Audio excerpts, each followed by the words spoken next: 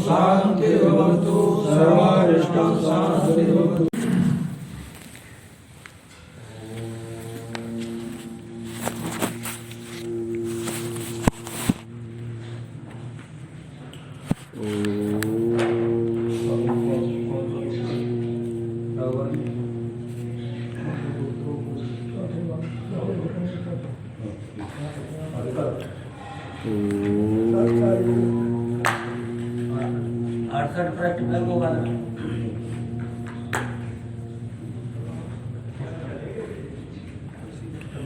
विश्वं दर्पणं दृश्यमान नगरी तुल्यं निजान्तर्गतं पश्यन्नात्मनि मायया बहिर्भूतं यथा निद्रया यः साक्षात् कुरुते प्रबोधसमये स्वात्मानमेवाद्वयम् तस्मै श्री गुरुमूर्तये नमः इदं श्री दक्षिणामूर्तये माया छायावराकी कथमिव लभतां मयि अनन्ते प्रतिष्ठाम् अस्थाने सेश्वरत्वं गृह्णहरिहरा अन्तवन्ने स्फुलिङ्गाः अद्वैते द्वैतखेला गगननलिनवत्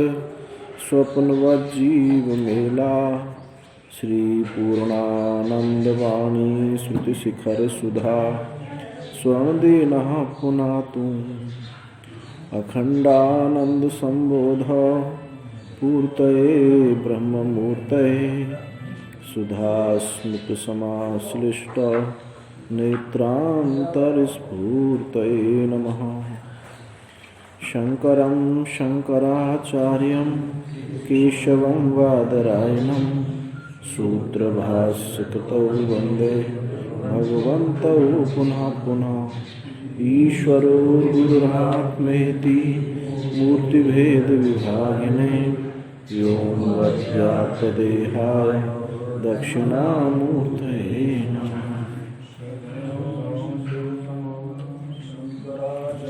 मध्यमाम् अस्मदाचार्यपर्यन्तं वन्दे गुरुपरम्पराम्। पहले अध्याय के पहले पाद का चौथा अधिकरण, चौथा सूत्र, जिसमें विचार चल रहा है कि ये ज्ञान जो है चोदना तंत्र नहीं है, विधि के अधीन नहीं है, पुरुष के अधीन नहीं है, ये वस्तु के अधीन है। इस पर विचार चल रहा है। और तत्रैव सति यथाभूत ब्रह्मात् विषयमपि ज्ञानम न चोदना तंत्रम तद विषय लिंगादय।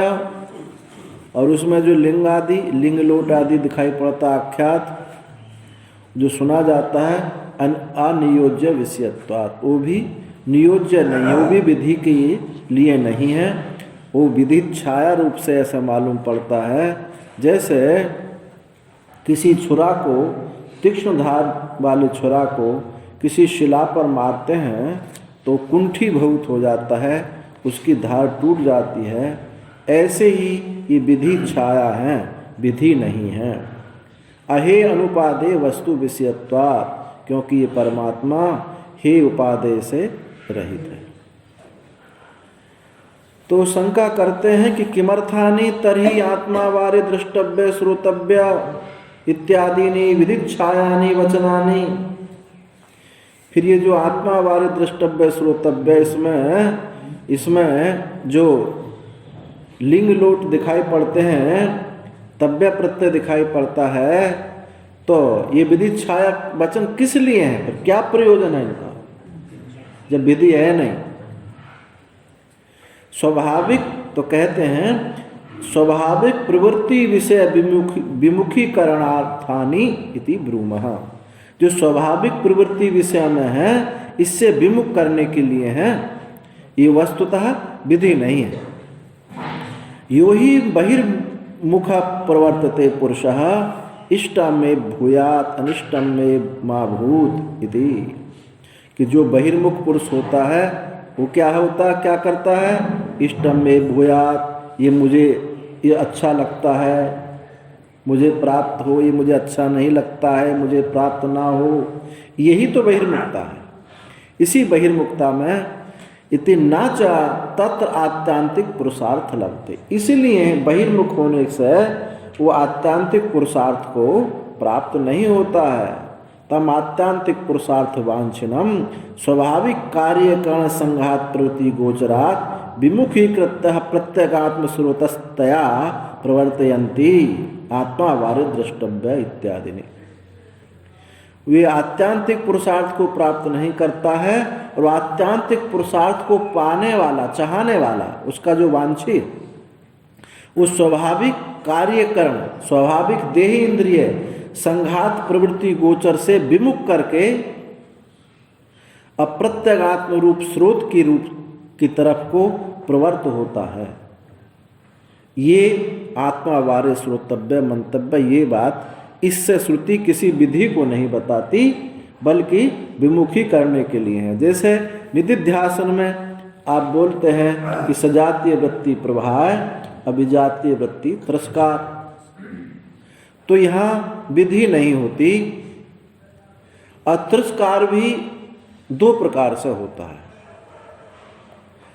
आप कर्तृत्व पूर्वक तिरस्कार करते हैं तो वहाँ विधि बन जाती है और कर्तृत्व जागृत हो जाता है। जैसे आप कमरे में बैठे, अब कोई आए हैं, आप ध्यान कर रहे हैं, जो कुछ कर रहे हैं, एक तो तिरस्कार करने का, जाओ जाओ यहाँ से, तुम जाओ, हैं हमारा ध्यान भजन का समय है, जाओ यहाँ से, तिरस्कार कर दिया और वो चले गए। और एक तरीका महात्मा और करते हैं, जब कोई आया बस अपने में लौट गए, आंख बंद कर ली, तो कह करे स्वामी जी तो ध्यान कर रहे हैं, जाओ वापस चले गए। तो वहाँ पहले वाला जो तिरस्कार है उसमें कर्तृत्व जागृत होता है और वहाँ विधि बन जाती है। और यहाँ जो है केवल विमुखीकृत हुआ, संसार के विषयों से विमुख हुआ है, कोई विधान नहीं हुआ। ये अंतर होता है। एक में कर्तृत्व है और इसमें वृत्ति सजातीय चल रही है, विजातीय का तिरस्कार हुआ है, परंतु विजातीय की तरफ मुख करके नहीं हुआ है, अपने आत्म चैतन्य की तरफ अभिमुखी करके ही तिरस्कार हुआ है। ये अंतर, इसी वजह से वो विधि नहीं बन जाती। वहाँ कर्तृत्व पुष्ट नहीं है, क्योंकि विधि तभी बनेगी जब कर्तृत्व पुष्ट हो, और इसमें कर्तृत्व पुष्ट नहीं हुआ। तो आत्मावारे द्रष्टव्य, ये इस प्रकार से प्रत्यगात्म स्रोत की तरफ ही लौटता है। तस्य आत्मनिवेशनाय प्रवृत्तस्य अहे अनुपादेयम च आत्मतत्वम उपदिश्यते। और इस पुरुष का जो आत्मान्वेषण करने के लिए प्रवृत्त हुआ है, आत्मान्वेषण करने के लिए उस पुरुष का हे और उपादेय से रहित आत्म तत्व का उसी के लिए ये उपदेश होता है। क्या उपदेश होता है? इदम सर्वम यदम आत्मा, जो ये सब है ये सब आत्मा ही है। यत् त्वस्य सर्वात्मैवा भूत तत्केन कम पश्येत केन कम विजानीयात विज्ञातारमरे केन विजानीयात। ये जो सब श्रुति हैं ये उसी आत्म तत्व के अन्वेषण के लिए ही है कि तू यत् त्वस्य, जहाँ सब आत्मा ही हो गया, तो किससे किसको देखे और किससे किसको जाने। विज्ञाता रमरे केन विजानिया, तो सबका जो विज्ञाता है उसको कैसे जाना जा सकता है, जो सबका दृष्टा है उसको कैसे आप दृश्य बना पाएंगे। तो ये सब श्रुतियाँ जो हैं ये प्रत्येक आत्मा के अन्वेषण के लिए ही ये सब प्रवृत्त हुई है। यद्यप्य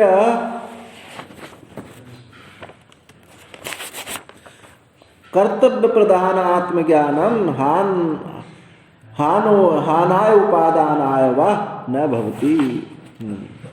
ये जो पीछे कहा था पूर्व पक्षी ने कि आत्मज्ञान के लिए हे और उपादेयता चाहिए कर्तृत्व के लिए, तो कहते हैं अकर्तव्य प्रधान आत्मज्ञान, जिसमें ऐसा आत्मज्ञान जिसमें कर्तव्यता नहीं है, अकर्तव्य प्रधान है, वो हान ग्रहण त्याग के लिए और ग्रहण के लिए वो नहीं हो सकता। ऐसा जो जिसमें कर्तृत्व है वही हे उपादेय से युक्त होता है, जिसमें कर्तृत्व नहीं है उसमें हे उपादेय सिद्ध नहीं हो सकता। तथा तथैविति अभ्युपगम्यते,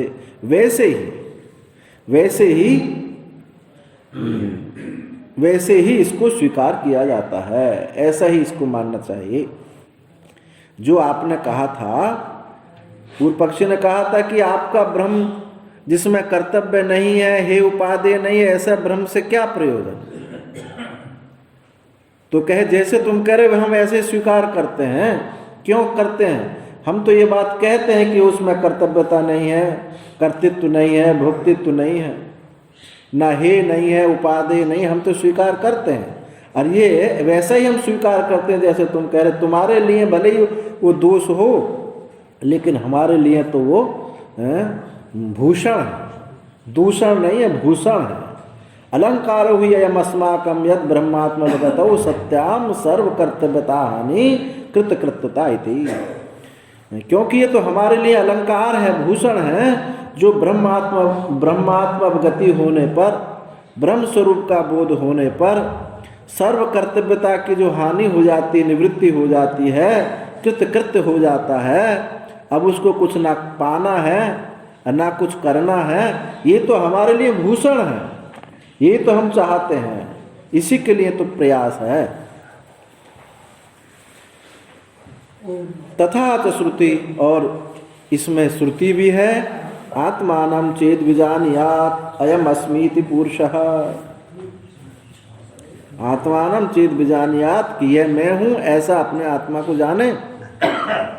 किमिच्छन कस्य कामाय शरीर मन संजरे, जब उस आत्म तत्व को जान गया तो किमिच्छन किसकी कामना से, कस्य कामाय किस कामना के लिए, शरीर को तपाए, फिर कोई तपाने की क्या आवश्यकता रहेगी।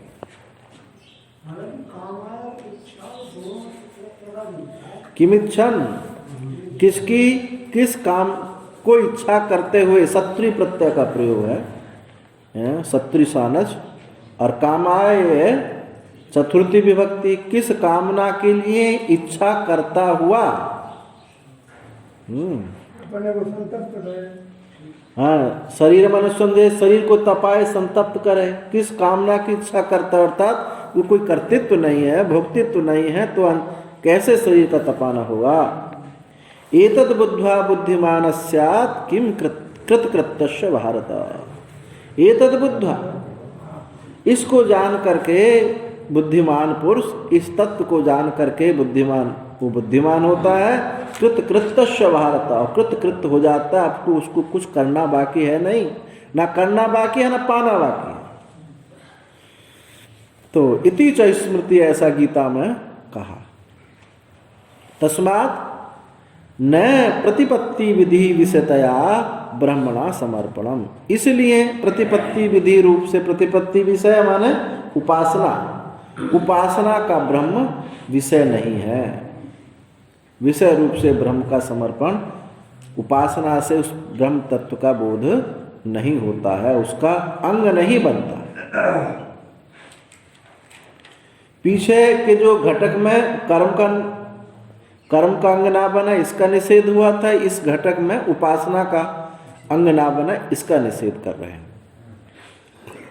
यद्यपि केचित् आहु प्रवृत्ति विधि तच्छेष व्यतिरेकेण केवल वस्तुवादी वेद भागो नास्ति इति, जो पीछे कहा था पूर्व पक्षी ने कि प्रवृत्ति विधि और उसके शेष से व्यतिरिक्त जो सिद्ध वस्तु है, उस सिद्ध वस्तु का ये वेद भाग वर्णन नहीं करता है। जो पीछे कहा था व्यतिरेकेण केवल वस्तुवादी वेद भाग भागो नास्ति। केवल वस्तु का निरूपण वेद नहीं करता है, वेद तो क्रिया का निरूपण करता है। ऐसा जो पूर्व पक्षी ने कहा था पीछे, तो कहते हैं ऐसा कहना तुम्हारा ठीक नहीं है, तन्ना वो ठीक नहीं है। औपनिषदस्य पुरुषस्य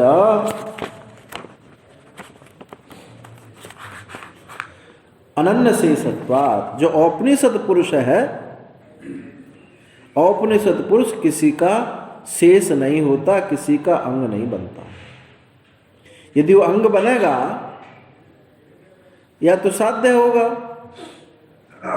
किसी के पराधीन होगा, और जो वस्तु पराधीन हो किसी का अंग बने, वो वस्तु स्वतंत्र नहीं होगी और वो चेतन भी नहीं हो सकती।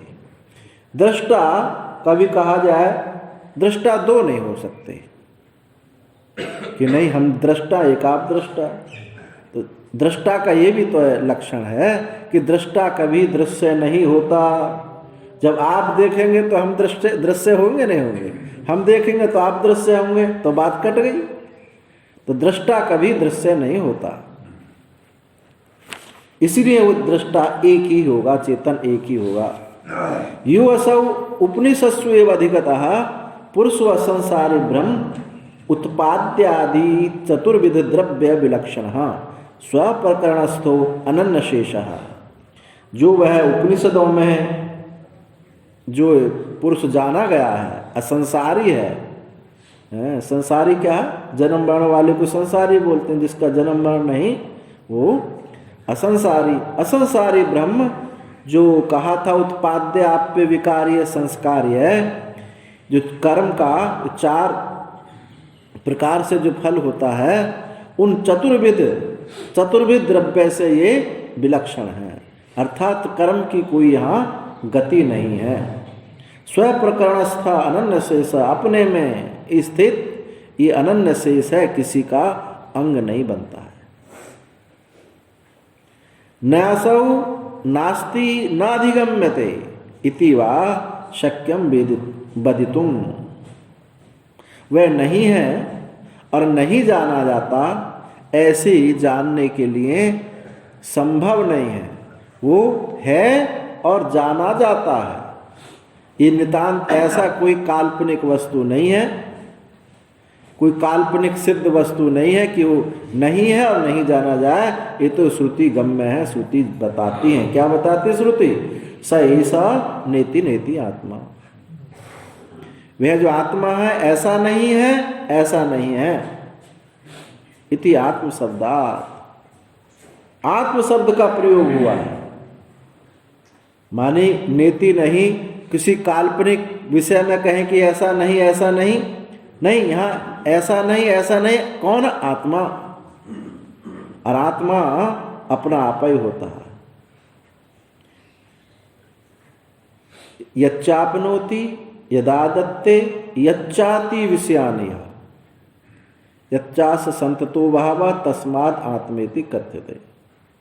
यच्चापनोति जो सबको व्याप्त किए हुए है, यच्चाति जो सबको निगल जाता है, यच्चाति विषयानि है और जो इन समस्त विषयों को अपने में स्थित रखता है। यच्चास संततो भाव, ऐसा जो निरंतर सतत भाव है उसी को आत्मा कहा है। तो उसका परित्याग हो नहीं सकता। आत्म शब्दात् आत्मनश्य प्रत्याख्यायितुम अशक्यत्वा, आत्मा का निषेध निराकरण संभव नहीं है। क्यों संभव नहीं है? यह एवं निराकरता तस्यैव आत्मत्व प्रसंगता, जो निराकरण करने वाला निषेध करने वाला उसका भी वो आत्मा है।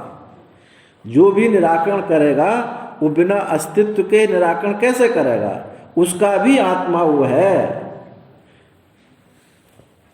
इसलिए उसका भी आत्मा वो, उसका भी आत्मा हो, अनवस्था दोष ना हो, इसलिए एक शब्द रख दिया आत्मा। वहीं उसी में समाप्ति हो जाएगी। ननु आत्मा अहम प्रत्यय विषयत्वात् उपनिषत्सु विज्ञायते इति अनुपपन्न। जो ये कहा था कि आत्मा अहम प्रत्यय का विषय होने से उपनिषदों में ही जाना जाता है, ये ठीक नहीं है। जो पूर्व पक्षी ने कहा था पहले कि आत्मा अहम प्रत्यय का विषय है, और वो इसलिए जो विषय होता है, हम प्रत्यय का जो विषय होता है वो किसी का अंग होगा, किसी का शेष अवश्य होगा। तो ये अनुपपन्न, ये बात ठीक नहीं है। तो समाधान करते हैं कि ऐसा कहना तुम्हारा ठीक नहीं। क्यों? तत् साक्षित्वेन प्रत्युक्त्वात्, वो आत्मा में इस प्रतीति का वो साक्षी है, इस प्रतीति का वो साक्षी है, वो विषय नहीं है।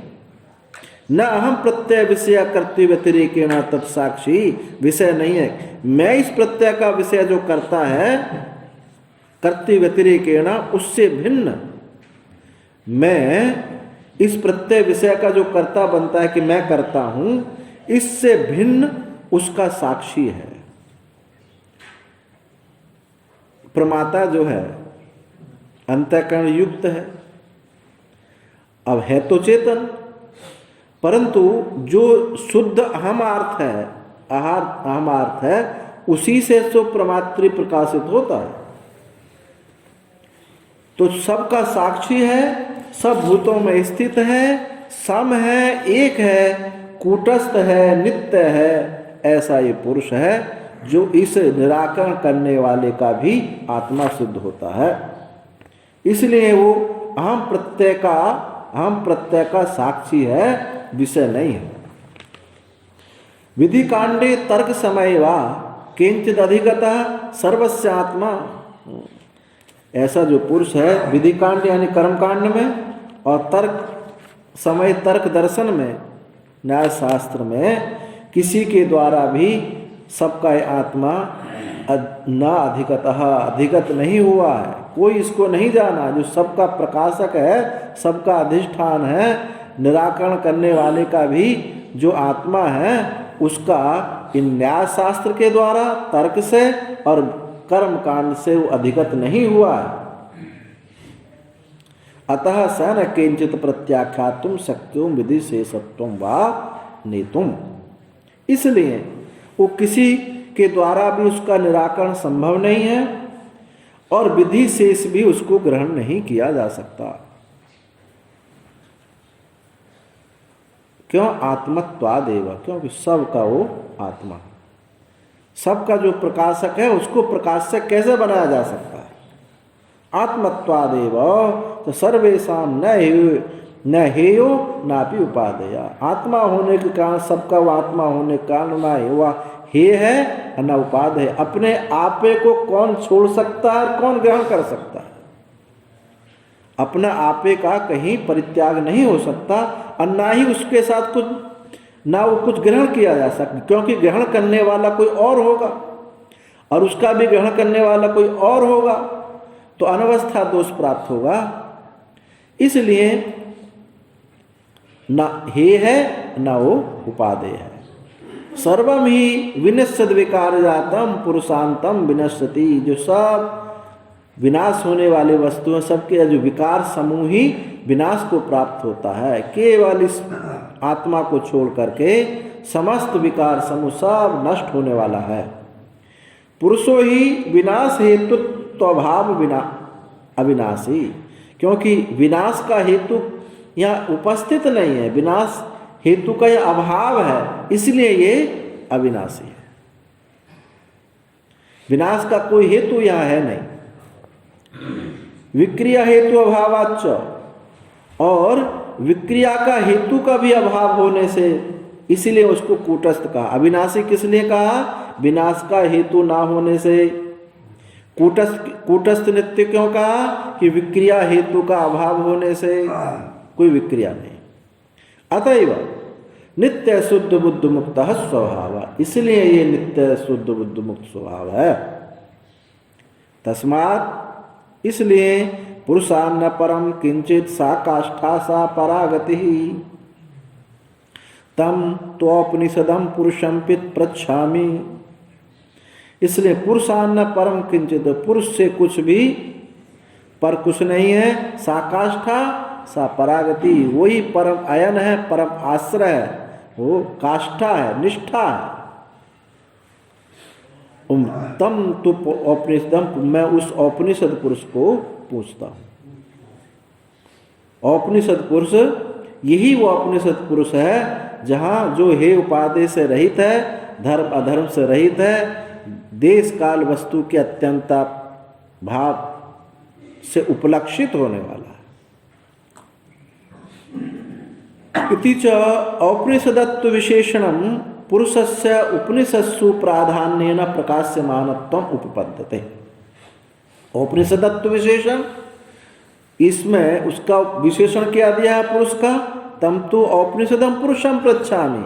औपनिषद पुरुष विशेषण दिया, उपनिषद उस पुरुष का विशेषण औपनिषद, विशेषण पुरुष का उपनिषद वत्सु प्रधान्येन। इससे क्या बात सिद्ध हुई कि उपनिषदों में प्रधान रूप से वही प्रकाशित होता है। जब किसी का विशेषण लगाया जाए तो उसकी महत्ता हो जाती है। तो उपनिषद पुरुष का उपनिषद में प्रधान रूप से प्रकाशमान प्राप्त होता है। अतः भूत वस्तु परो वेद भागो नास्ति इति वचन साहस मात्रम। इसलिए जो सिद्ध वस्तु जो पर है वो वेद भाग नहीं है, वो वेद नहीं है क्योंकि क्रिया नहीं है। ऐसा जो तुमने कहा था ये तुम्हारा दुस्साहस है, तुम्हारा दुस्साहस, ऐसा उसको नहीं कह सकते। यद्यपि शास्त्र तात्पर्य विदाम अनुक्रमणम, जो ये कहा कि शास्त्र के तात्पर्य को जानने वाले, शास्त्र तात्पर्य जानने वाले मतलब कर्म कांड के तात्पर्य को जानने वाले, धर्म मीमांसा को जानने वाले, शास्त्र तात्पर्य विदाओं का जो अनुक्रमण है, दृष्टो ही तस्यार्थ कर्म अवबोधनम, कर्म का बोध कराने में ही उनका प्रयोग है। शास्त्र जो है कर्म का बोध ही कराता है। ऐसा जो कर्म कांड के आचार्यों ने, तात्पर्य को जानने वालों ने जो कहा है इत्यादि, तो धर्म जिज्ञासा विषयत्वाद विधि प्रतिषेध शास्त्र अभिप्राय द्रष्टव्यम। तो हम उसको खंडन नहीं करते हैं, पर उनका क्षेत्र दूसरा है। क्या क्षेत्र है उनका? वो धर्म जिज्ञासा विषय में ही है। विधि प्रतिषेध शास्त्र के अभिप्राय से उन लोगों ने ऐसा कहा है, ना कि हे अरूपादेय से रहित उस औपनिषद पुरुष के विषय में नहीं कहा। ऐसा उनको समझना चाहिए। अपि च आमनायस्य क्रियार्थत्वात् अनर्थक्यम अतदर्थानाम, ये जो सूत्र है जैमिनी सूत्र कि आमनायस्य, वेद जो है क्रिया परक ही है, क्रियार्थत्वात् क्रिया के लिए ही है, और जो वाक्य क्रिया नहीं है वो अनर्थक्यम, वो अनर्थक है, उनका कोई अर्थ नहीं है। ऐसा जो सूत्र है थी एतद एकांतेन अभ्युपगच्छता भूत उपदेश अनर्थक्यम प्रसंग। ऐसा जो कहने वाले जो मीमांसक है, निश्चित रूप से ऐसा स्वीकार करने वालों का भूत उपदेश अनर्थक्यम प्रसंग, तो भूत उपदेश सिद्ध वस्तु का जो उपदेश है उनका भी है अनर्थक ही होगा। क्यों? वो भी सिद्ध भूत वस्तु को उपदेश करते हैं। कहते हैं, क्या कहते हैं? दधना जो होती, दधि सिद्ध वस्तु है? सोम यजेत, सोम के द्वारा यजन करे, दधि से हवन करे। तो फिर तुम्हारा जो सिद्ध वस्तु, ये तुम भी तो सिद्ध वस्तु का उपदेश कर रहे हो, तुम भी तो वर्णन कर रहे हो कि दधि शब्द जो है सिद्ध वस्तु है। क्यों तुमने उसका वर्णन किया? सोम का क्यों वर्णन किया? तो भूत उपदेश अनर्थक्यम प्रसंग, तो ऐसा कहने वाले जो हैं कि संपूर्ण वेद क्रिया परक है, तो उस वेद में ही दधि है, सोम है, ये शब्द भी है, ये व्यर्थ हो जाएंगे। तो भूत उपदेश अनर्थक हो जाएगा, तुम्हारे में भी ये प्रसंग प्राप्त होगा। प्रवृत्ति निवृत्ति विधि तत्शेष व्यतिरेकेण भूतम चेद वस्तु उपदिशति भव्यार्थत्वे। प्रवृत्ति निवृत्ति विधि, उसके शेष से जो व्यतिरिक्त सिद्ध वस्तु है, भूत वस्तु है, उसका जो उपदेश किया जाता है, तो भव्यार्थत्वेन हम कहते हैं कि सिद्ध वस्तु का जो उपदेश कर रहे हैं हम तो धर्म के लिए कर रहे हैं। क्या दधना जो होती वो क्रिया से उसका संबंध जोड़ रहे हैं, क्रियार्थक कर रहे हैं। आप तो ऐसा करते नहीं। उपदेशति भव्यार्थत्वेन, और तो कहते हैं उसके लिए होता है तो कूटस्थ नित्यभूत नोपदिश्यति का हेतु, को हेतु। जब वहाँ धर्म के लिए सिद्ध वस्तु का उपदेश किया जा सकता है तो कूटस्थ नित्य सिद्ध वस्तु का उपदेश क्यों नहीं किया जा सकता? जब वहाँ कर्म के लिए उस प्रसंग में किया जा सकता है, यहाँ तो कर्म का प्रसंग नहीं, तो वहाँ क्यों नहीं किया जा सकता? अर्थात किया जा सकता है। नहीं भूत उपदिश्यमानम क्रिया भवति, क्योंकि उपदिष्ट होने वाली जो वस्तु है, उपदिष्ट होने वाली जो सिद्ध वस्तु है, वो केवल उपदेश मात्र से क्रिया नहीं हो सकती कि उपदेश किया जाए कि ये सिद्ध वस्तु है, इतने मात्र से उस क्रिया बन जाए, ऐसा नहीं है।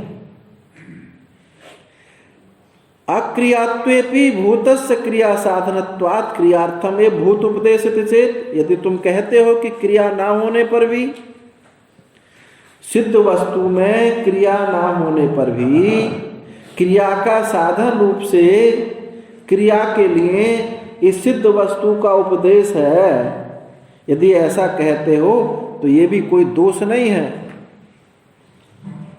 क्यों? क्रियार्थत्वेपि क्रिया निवर्तन शक्ति मद वस्तु उपदिष्टमेव,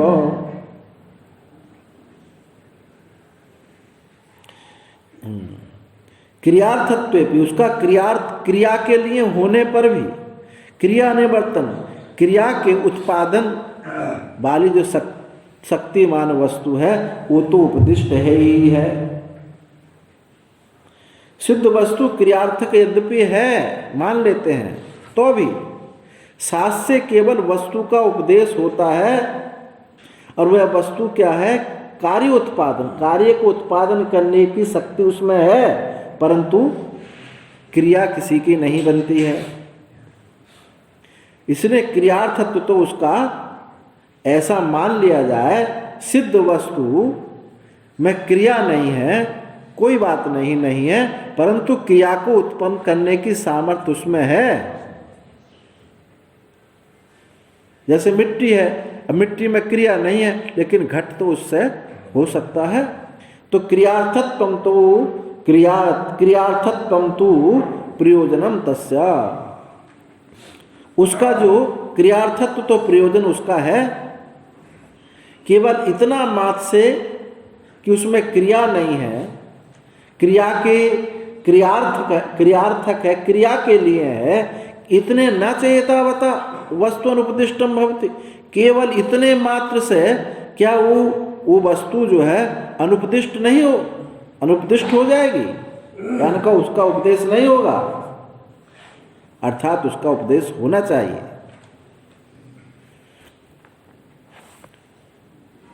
जैसे दधि सिद्ध पदार्थ कार्य शेष माने तो भी ये नहीं कह सकते कि दधि नहीं है। मानी दधि से हवन करते हैं, सोम से हवन करते हैं, वो दधि आदि क्रिया का शेष होने से, क्रिया के लिए होने से ये नहीं कह सकते कि दधि नहीं है या सोम नहीं है, ऐसा तो नहीं कहा जा सकता। यदि नाम उपदिष्टम किम तब केन स्यात्, तो कहते हैं, पूर्व पक्ष कहता है कि यदि सिद्ध वस्तु का उपदेश होता भी हो, हम सिद्ध वस्तु या दधि कहते भी हैं, सोम कहते भी हैं, सिद्ध उपदेश होता भी हो, तो उससे तुम्हारा क्या प्रयोजन है? आप बार बार ये कह रहे हो कि अक्रिया जो सिद्ध वस्तु है वो क्रिया के लिए है, उसमें क्रिया नहीं है, तो इससे तुम्हारा क्या प्रयोजन हल होता है, क्या सिद्ध होता है? तो कहते हैं ये इस प्रयोजन हल होता है, अनवगत आत्मवस्तु उपदेशस्य तथैव भवितुम अर्हति। अनवगत अज्ञात आत्मवस्तु का उपदेश जैसे वहाँ दधि का उपदेश हुआ है, ऐसे यहाँ अज्ञात जो ब्रह्म है, जिसको हम अभी जाने नहीं है, उसका उपदेश क्यों नहीं हो सकता है? जब वहाँ सिद्ध वस्तु दधि का उपदेश हो सकता है तो यह अनवगात अज्ञात ब्रह्म का उपदेश क्यों नहीं हो सकता है? तथैव भवतु, उसी प्रकार जैसे वहाँ नहीं हो सकता वहाँ हो सकता है, ऐसा यहाँ भी हो सकता है। और उस वस्तु का, उस ब्रह्म तत्व का अवगति होने पर, बोध होने पर, तुमने कहा था कोई प्रयोजन नहीं है, तो प्रयोजन है उसका। तदवगत्या मिथ्या ज्ञानस्य संसार हेतु निवृत्ति प्रयोजनम क्रियते इति अविशिष्ट अर्थवत्तम क्रिया साधन वस्तु उपदेश है। तदवगति, उसके, उस ब्रह्म के बोध हो जाने से मिथ्या ज्ञान जो संसार का हेतु है, इस संसार का हेतु क्या? मिथ्या ज्ञान। इस मिथ्या ज्ञान की निवृत्ति प्रयोजन किया जाता है उसका बोध होने पर। और यही अविशिष्ट अर्थवत्तम क्रिया साधन वस्तु, क्रिया साधन वस्तु के उपदेश से यही समानता है, इसलिए मैं कह रहा हूं हमारा प्रयोजन है। क्रिया साधन वस्तु के उपदेश से यही अविशिष्ट अर्थवत्ता, यही तुल्यता है, समानता है। तो ये अब यहां से थोड़ा प्रसंग चेंज होता है। अपि च ब्राह्मणों न हंतव्य इत्येवमाद्य निवृत्ति उपदेश्यते। और भी, ये तो विधि की बात, निषेध भी तो आप करते हैं। अपि च ब्राह्मणों न हंतव्य इत्यादि निवृत्ति उपदेश्यते, इत्यादि का उपदेश भी तो होता है कि ब्राह्मण का हनन नहीं करना चाहिए। ये भी तो निवृत्ति उपदेश्यते, ये भी तो, उसका भी तो उपदेश आपके यहाँ होता है, केवल विधि थोड़ी, निषेध भी होता है। अन्ना च सा क्रिया, और क्रिया तो है नहीं, निषेध जो है क्रिया तो होता नहीं, सब क्रिया ही है। नापि क्रिया साधनम, और ना ये क्रिया का साधन। अक्रियार्थानाम उपदेश अनर्थकश्चेत् ब्राह्मणों न हंतव्य इत्यादि निवृत्ति उपदेशानाम अर्थक्यम प्राप्तम तच्च अनिष्टम। अब क्या है, यहाँ एक बात और है, वो जहाँ ऐसे वाक्य होते हैं पूर्व मीमांसा उसको पर्युदास बनाता है। पर्युदास से वो विधि सिद्ध कर देता है। तो जो प्रसक्त, जैसे जो वेद में 5 विभाजन किए हैं महर्षि जयमुनि ने, विधि, मंत्र, नामधेय, निषेध और अर्थवाद। तो अर्थवाद वाक्य तो बताया पीछे अर्थवाद बना लिया जाता है। निषेध वाक्यों को कैसे अर्थवाद बनाया जा सकता, तो उसके लिए पर्युदास बना देता है। तो पर्युदास किसको कहते हैं कि न्यायी प्रत्यय ये 6 जगह प्रयोग होता है, 6 प्रकार से।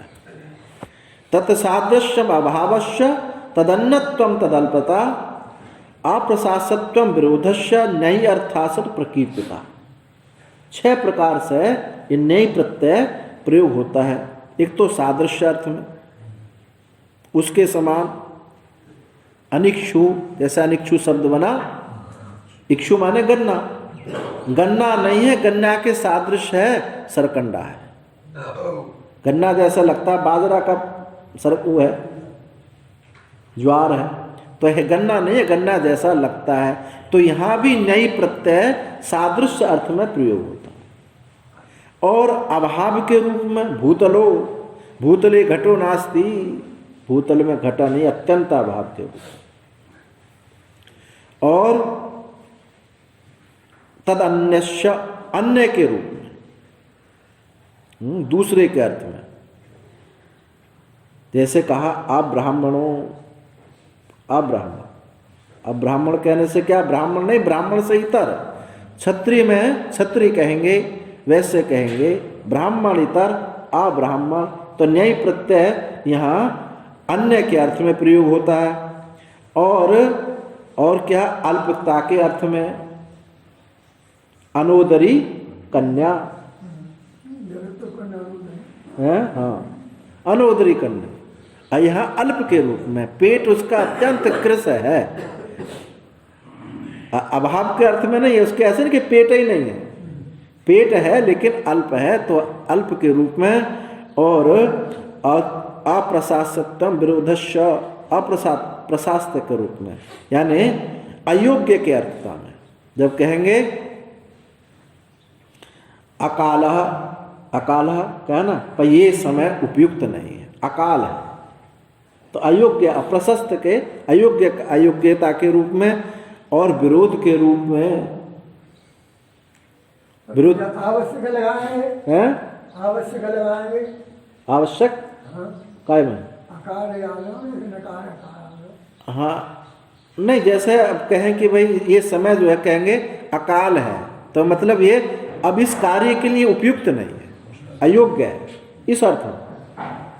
और विरोध के रूप में,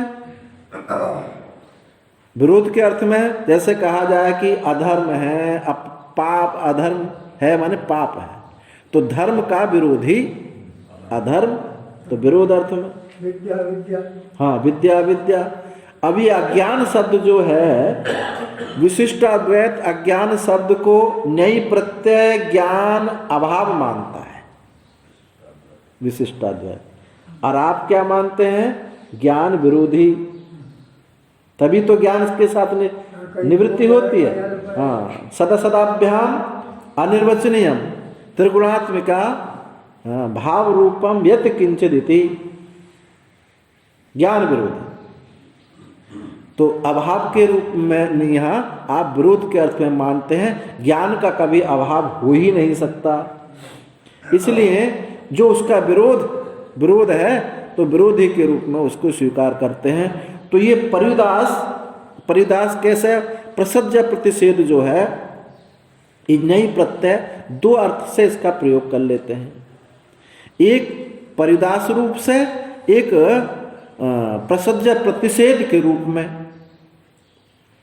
कैसे प्रतिषेध करेंगे, अप्रधानम विधिर्यत्र प्रतिषेध है प्रधानता, प्रसज्य प्रतिषेधो सब क्रिया सह यत्र न्यायी।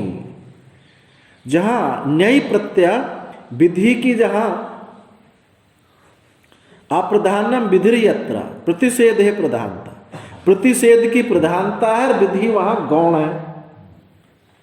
है। जैसे न कलंजम भक्षयेत, कलंज का भक्षण ना करे, तो यहाँ जो नई प्रत्यय है, यहाँ विधि की प्रधानता नहीं है, निषेध की प्रधानता है, इसको बोलते हैं प्रसज्य प्रसिद्ध।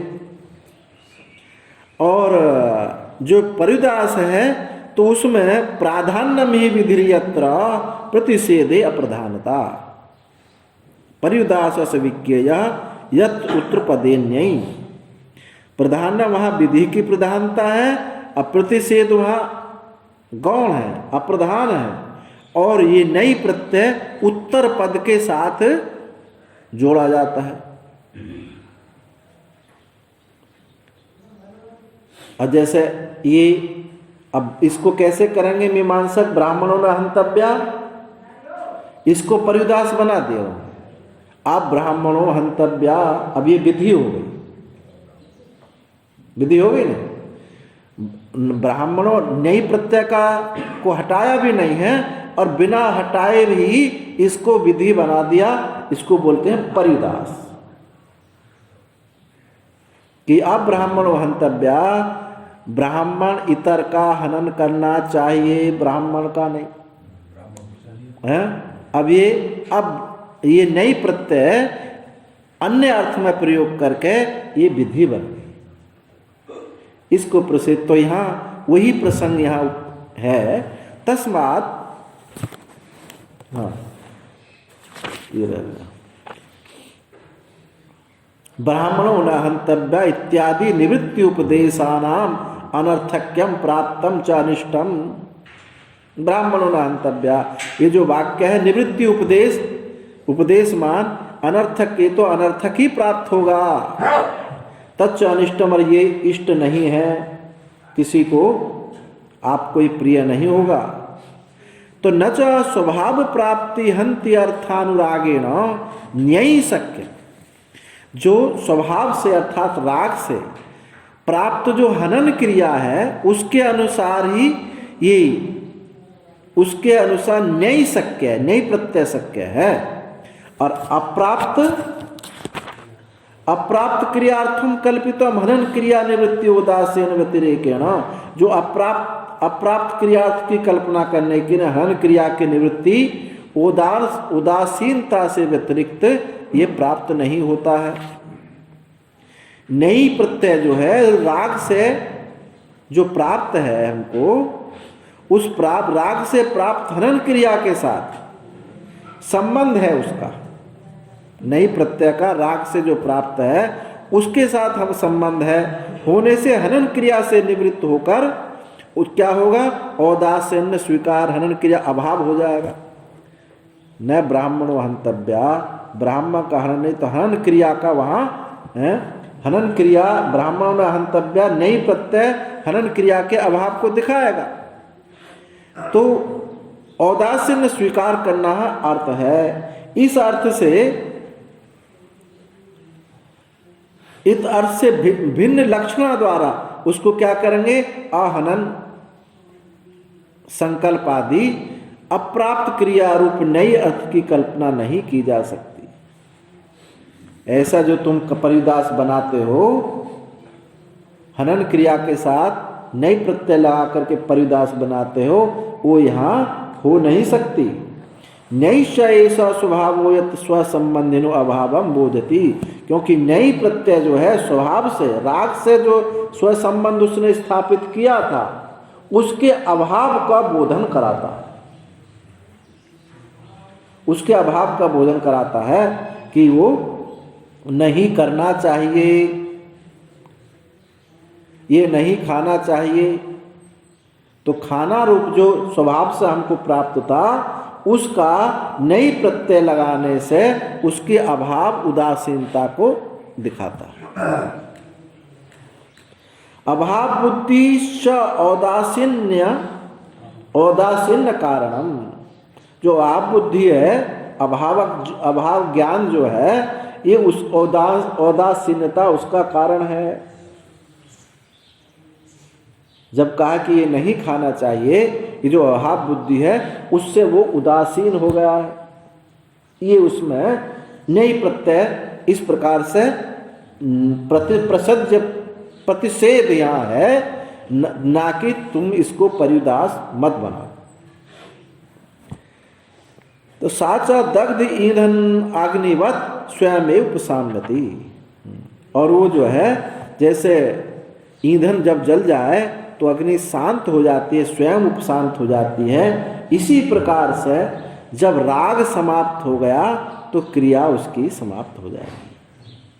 तस्मात् प्रसक्त क्रिया निवृत्ति, इसलिए प्रसक्त क्रिया निवृत्ति अन्नत प्रजापति व्रतादिभ्य, इसलिए प्रसक्त क्रिया की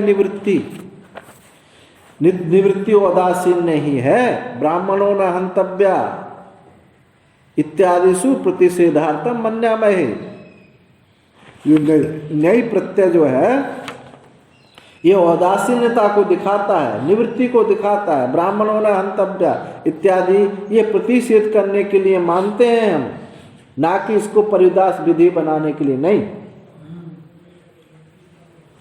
विधि बनाने से क्रियापरक बनाने के लिए नहीं, केवल जहां इसका विषय नहीं है, केवल क्या है, अन्नत प्रजापति व्रतादिभ्य, प्रजापति व्रतादि से को छोड़ करके, प्रजापति व्रत आदि को छोड़ करके अन्य जगह ये नई प्रत्यय प्रतिषेध प्रसिद्ध या प्रतिषेध के रूप में ही है।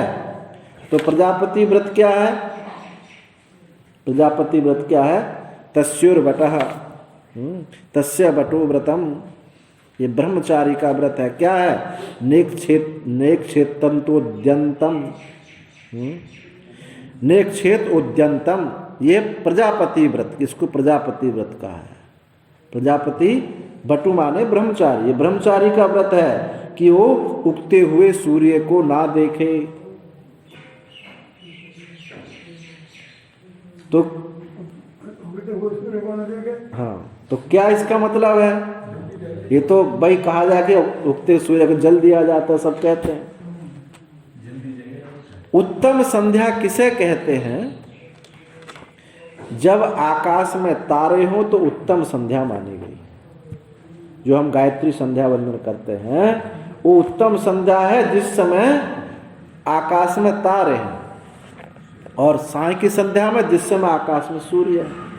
मध्यम संध्या हुआ है जब सूर्य उग रहे हों, और अधम संध्या क्या है? जब आकाश में सूर्य दर्शन होते हैं। तो उत्तम का महत्व है, मध्यम या कनिष्ठ का महत्व थोड़ी है। जब किसी कारणवश वो समय पर संध्या नहीं की, आकाश में सूर्य दर्शन है, तो क्या कहेंगे? उसके लिए विधान क्या है कि सूर्य को 3 बार की बजाय 4 बार अर्घ दे। और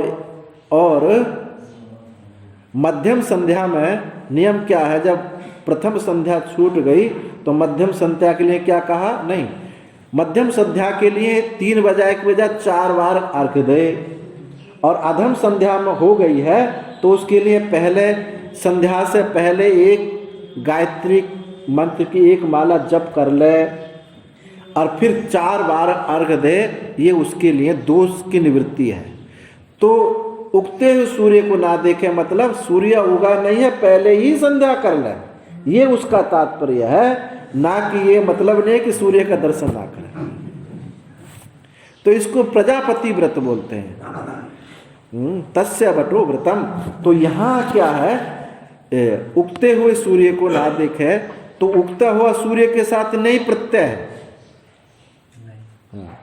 नहीं प्रत्यय। तो इसको यहाँ परिदास है।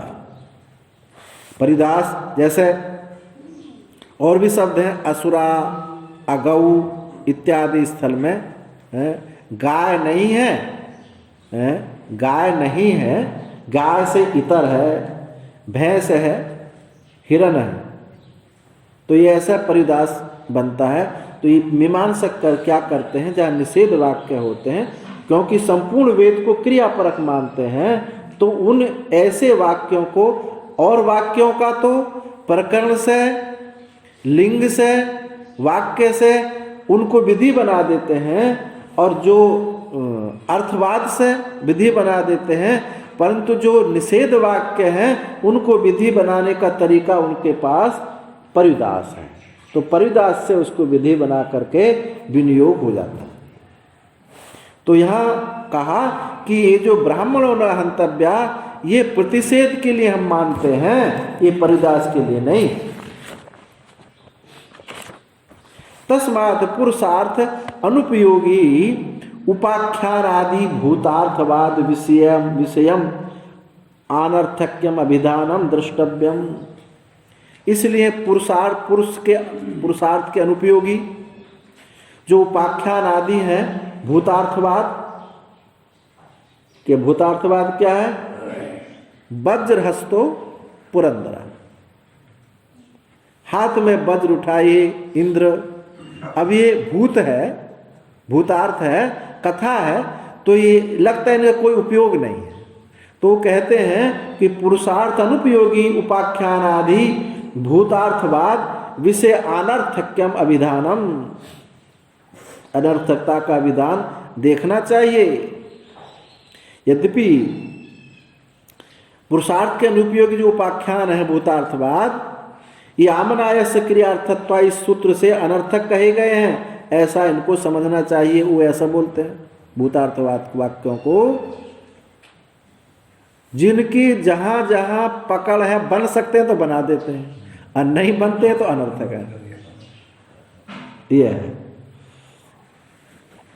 यद्यपि उत्तम जो कहा था कि कर्तव्य विधि अनुप्रवेश मंत्रेण वस्तु मात्र उच्यमान अनर्थकम स्यात् सप्तद्वीपा वसुमती इत्यादिवत तत् परिहृतम्। ये जो तुमने कहा था कि जिन वाक्यों को क्रिया में, कर्तव्य में प्रवेश नहीं है, वस्तु मात्र को कथन करने वाले हैं, वस्तु मात्र उच्यमान, वो अनर्थक हैं। जैसे सप्तद्वीपा वसुमती, 7 द्वीपों वाली पृथ्वी अब ये कहीं क्रिया में नहीं है। तो ये ऐसा जो तुमने कहा था ये अनर्थक है, तो उसका भी यहाँ परिहार हो गया। क्या परिहार हो गया? एक तो नई प्रत्यय के द्वारा, और ये क्या बोलते हैं इसको, भूतार्थवाद। भूतार्थवाद को निरर्थक कहता है, नहीं कि भूतार्थवाद का भी उपयोग हो जाता है।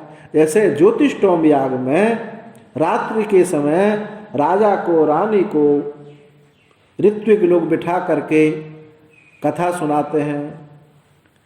वैवस्वत मनवत्र में एक राजा हुए, कथा सुनाई, उसको पारिप्लव कर्म बोलते हैं। अभी मीमांसा का विषय है, थोड़ा सा कठिन लगता होगा, तो वहाँ उसका भी एक उपयोग है। वो पहले समय मनमंत्र वैवस्वत मनमंत्र में एक ऐसा राजा हुए थे, इस माध्यम से कथा सुनाई, उसमें ज्ञान का निरूपण किया। जहाँ जहाँ कर्म कांड है उसमें भी ज्ञान का निरूपण छोड़ा नहीं है। उस बीच में भी ऐसी कथा सुनाई गई हैं उससे उनका वैराग्य हो जाए। इस कर्म कांड में लगाना वेद का प्रयोजन नहीं है। कर्म कांड में लगाना प्रयोजन जो दिखाई पड़ता है कि जिसके जीवन में असावधानी है, जागृति नहीं है, आलस्य तंद्रा प्रमाद में पड़ा है, केवल बाल बोलने से नहीं होगा, तो उसके लिए एक कर्म कांड का उपयोग है। और उस कर्म कांड के उपयोग में भी बीच बीच में जब देखते हैं कि सावधान हो गया, तभी ऋत्विक लोग वहाँ ये पारिप्लव आदि कर्म के द्वारा वहाँ ज्ञान का निरूपण कर देते हैं कि जैसा भी सावधान है, जागृत है, तो यहाँ ये बात इसको चुभ जाए और फिर जो है इसको छोड़ करके वैराग्यवान हो जाए। तो वेद की बहुत बड़ी करुणा है। तो ये भूतार्थवाद जो वाक्य हैं बद्रहस्तो पुरंदई कथा के, इससे इसके माध्यम से भी ये भी इनका उपयोग है, जबकि उसको वो निरर्थक समझ लेते हैं, ऐसा नहीं है।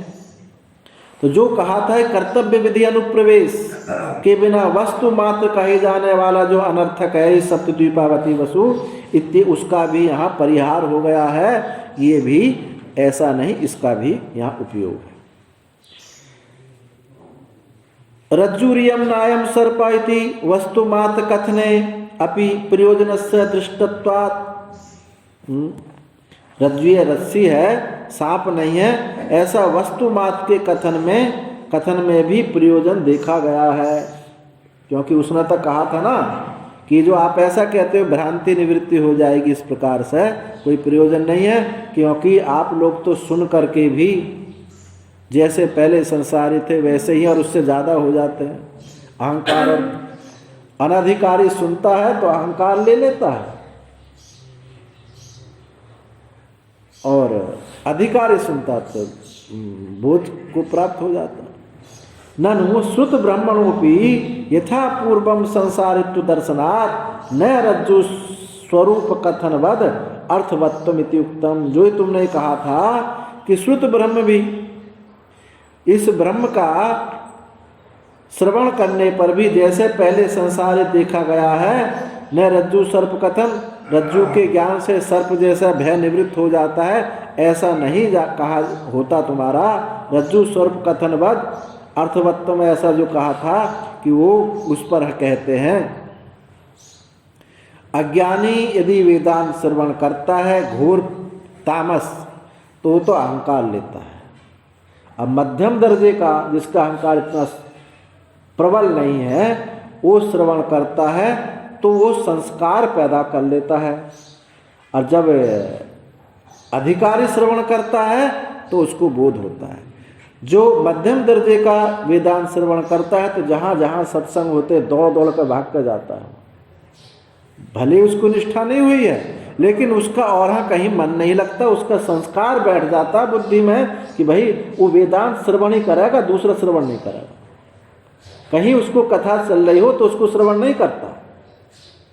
और जो तामस है, घोर तामस है, वो तो सुन करके देह मैं ही ब्रह्म हूँ, तो बस आजा तो कुश्ती लड़, ऐसा। जब विपरीत क्रिया करते हैं लोग, हाँ, वे जवाब कहा जाओ मैं ब्रह्म हूँ हाँ और अनर्थ करके दिखाते हैं। हाँ, ये तामसिक अधिक तामस उनके चित्त में तामसिक आतंकवादी कौन है? है, देहात्मवादी। हाँ, और जो मध्यम है उनमें संस्कार प्राप्त होगा। कालांतर में जब उनका प्रतिबंधक क्षय होगा तो वो मुख्य अधिकारित्व प्राप्त होकर के उनको बोध हो जाएगा। और जो अधिकारी है, क्योंकि ज्ञान ये ब्रह्म विद्या कोई संस्कार नहीं बनाता, अज्ञानी को संस्कार बनते हैं, और जो अधिकारी है वो तो इस संस्कारों को काट देता है। सारे संस्कारों की निवृत्ति के लिए तो है, संस्कार से ही तो जन्म मरण है, ये निवृत्ति हो जाती है। बस मूल के बढ़ता ही हैं? देहात्मवादी के बढ़ जाते उनको ही चलते। हाँ, उनसे तो डरना ही पड़ता है। अत्रुच्यते न अवगत ब्रह्मात् भावस्य यथा पूर्वं संसारितम शक्यम दर्शितम वेद प्रमाण जनित ब्रह्मात् भाव विरोधात्। कहते हैं जो तुमने ऐसा कहा था कि सुनने पर भी वो पहले की तरह संसारी है, उनमें नाम मात्र भी कोई बदलाव नहीं आता, तो उस विषय में कहते हैं कि न अवगत ब्रह्मात् भावस्य,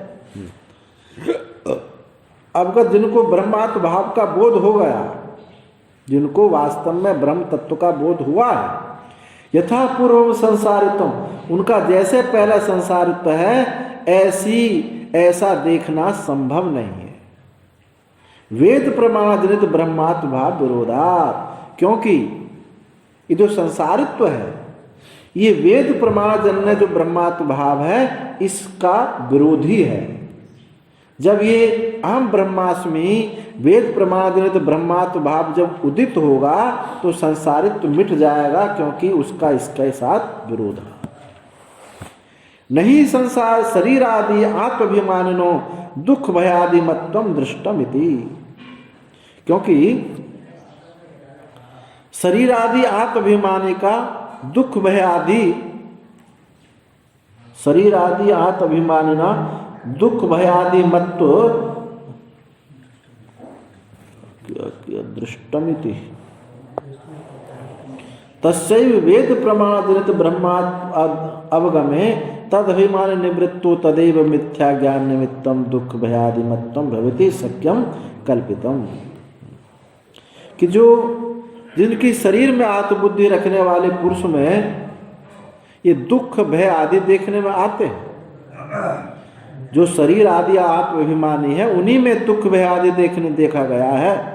अतस्यैव, और उसी का ही वेद प्रमाणित ब्रह्मात्म बोध हो जाए, उसी का ब्रह्मात्म बोध हो जाए तत् अभिमान निवृत्ति, वो देह अभिमान की निवृत्ति होने पर तदैव वही मिथ्या ज्ञान निमित्त जो दुख भय आदि है वो उसका जो है दुख आदि वो देखने में उसको नहीं आता। जो पहले देह के साथ अभिमान किया हुआ था तो उसी का दुख भय आदि देखने में आता है, परंतु जिसका वेद प्रमाण जनित ब्रह्मात्म बोध हो गया है उस शरीर अभिमान की निवृत्ति होने पर पहले जैसा मिथ्या ज्ञान निमित्त जो दुख है, सुख है, भय है, वो उसकी कल्पना नहीं की जा सकती, उसका अत्यंत अभाव हो जाता। नहीं धनिनो गृहस्थस्य धन अभिमानिनो धन अपहार निमित्तम दुखम दृष्टम तस्यैव प्रवर्जितस्य धन अभिमान रहितस्य तदैव धनापहार निमित्तम दुखम भवति। दूसरा दृष्टांत इसमें दृष्टांत दे रहे हैं।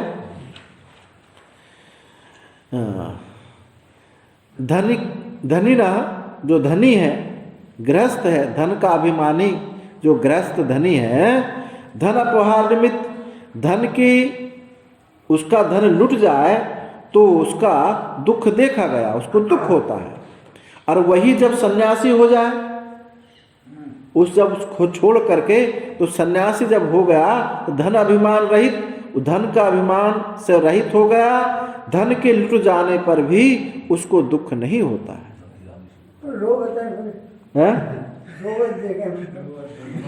सन्यासी और सन्यासी तो वो ऐसा होगा केवल वस्त्र धारण किए होगा। ब्रह्म विद्या जो है ना, वेद प्रमाण जनित ब्रह्मात्म बोध नहीं हुआ। ब्रह्मात्म जनित वेद प्रमाण जनित ब्रह्मात्म बोध नहीं हुआ। जब हम जा रहे हो कोई अपनी गाड़ी में बैठेंगे जी, वो जमान पहले के बाद मारे गाड़ी छीन ले जाए तो फिर दुख ना हो तो है ना, उसको तो दुख होगा, क्योंकि देखो दुख वहाँ है जिसने अभिमान किया हुआ है, उसको तो दुख होगा। हाँ, और जिसका गाड़ी में बैठे भले जा रहा, खूब उसके पास धन है और लेकिन उसके प्रति अभिमान नहीं है कि ये मेरा है, ऐसा अभिमान नहीं है, तो उसको वहाँ भी नहीं होगा। भोली बाबा सुन रहे होगे तो?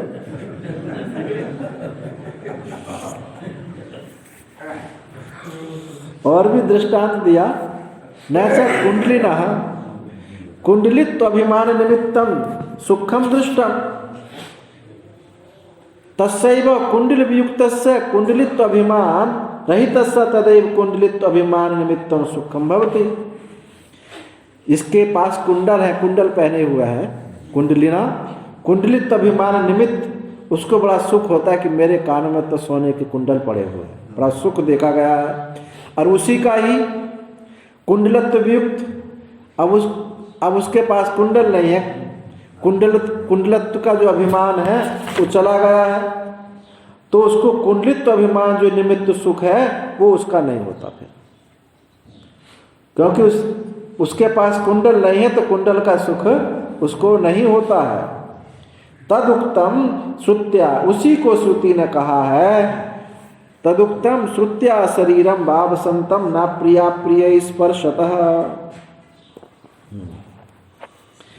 कि अशरीरम जो अशरीरी है होता हुआ उसको प्रिय प्रिय सुख दुख उसको नहीं होता। इति शरीर पतिते अशरीरत्वम सा न जीवते चेत, कहें कि शरीर मरने पर अशरीरी होगा, पहले शरीर के रहते हुए अशरीरी तो हो नहीं सकता। कहते हैं कि शरीर मिट जाएगा, मर जाएगा, तभी तो अशरीर होगा। शरीर पतिते अशरीरत्वम से न जीवते, जीते जी अशरीरी कैसे हो सकता है? क्योंकि सुख दुख तो जीते जी आते, मरने पर थोड़ी आते, किसने देखे? उसका प्रश्न ये है कि सुख दुख आएंगे तो जीते जी आएंगे, मरने पर कहाँ सुख दुख आएंगे? और जीते जी कोई अशरीरी हो नहीं सकता, मरने पर अशरीरी होगा। तो यदि ऐसा कहते तो ऐसा कहना ठीक नहीं। सशरीरत्व स मिथ्या ज्ञान निमित्तत्वा, ये जो शरीर वाला है ये कैसे है? ये मिथ्या शरीर में मिथ्या अभिमान किए हुए मिथ्या ज्ञान के कारण है।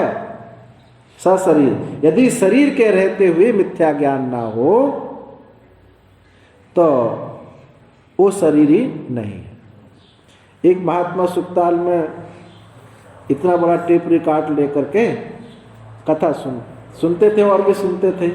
अब एक ब्रजवासी गई, बोले महाराज जी तुम्हारा, मेरा नाम, मेरा नहीं, मेरा इसमें कोई अभिमान नहीं। अच्छा बोले तो पत्थर उठा मार दूं, एक मार दूं फोड़ दूं तो तुम्हारा कचना होगा। अगर मैंने एक पत्थर तुम्हारे यहाँ मार दिया तो क्या होएगा? तुमको अभी नहीं? फिर बोले हाँ होएगा भैया होएगा। तो ये होएगा, ये ऐसा नहीं है। तो जहाँ जहाँ अभिमान है वहाँ दुख होता ही है। ऐसा महसूस होता है हाँ। कि अपने आप त्यागने से तो वो त्याग गिरा है, हाँ।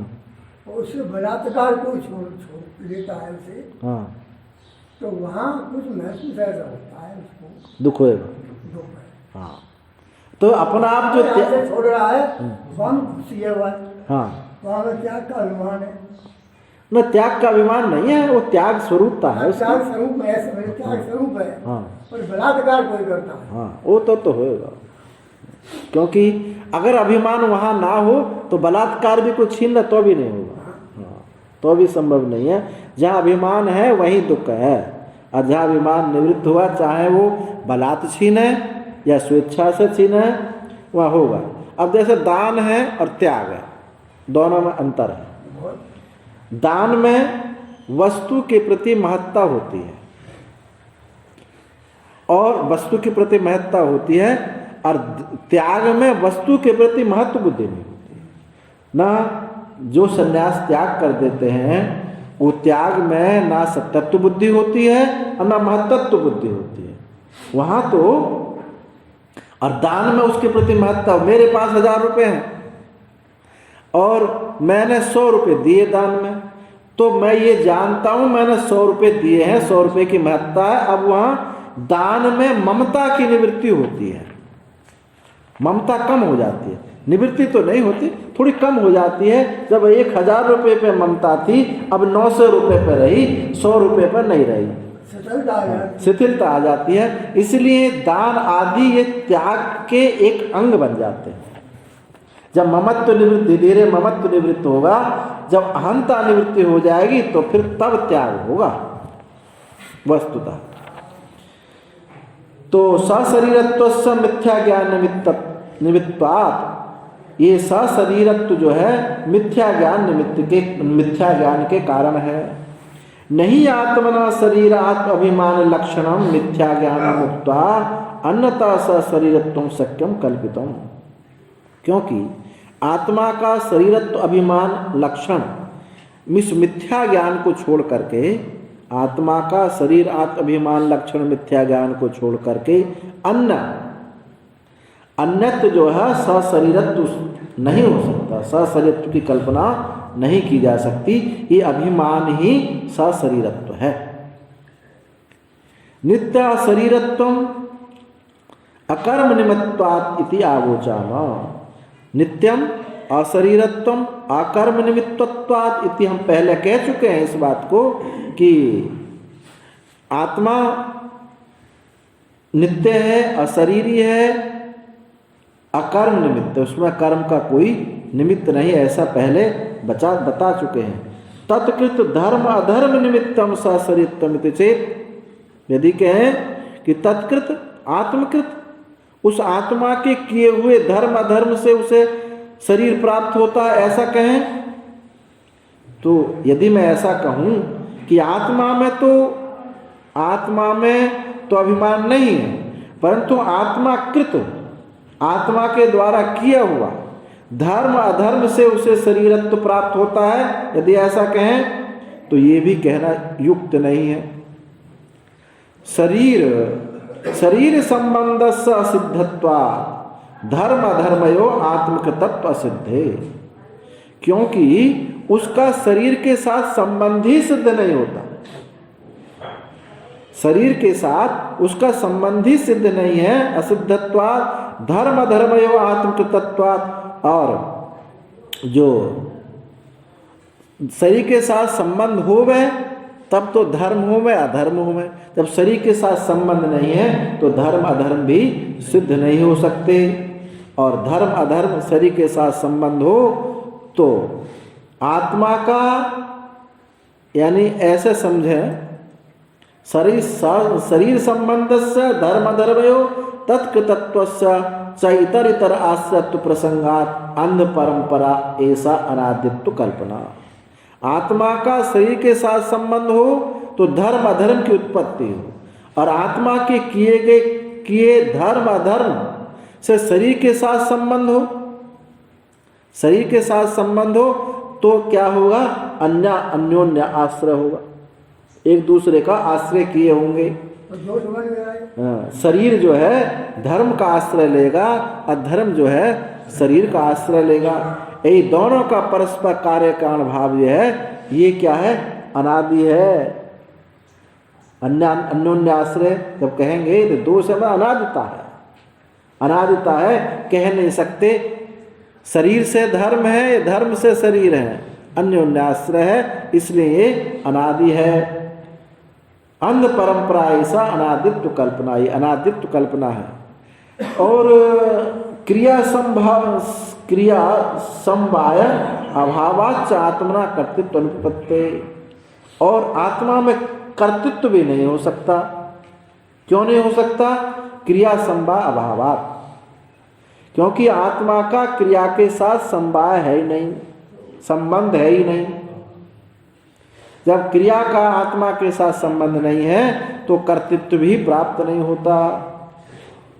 कर्तृत्व तभी प्राप्त होगा जब हम क्रिया के साथ जुड़े। तो सन्निधान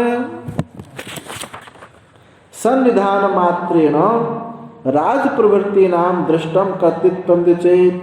वो तो कहता है हमने तो देखा है ऐसा, हमने तो देखा है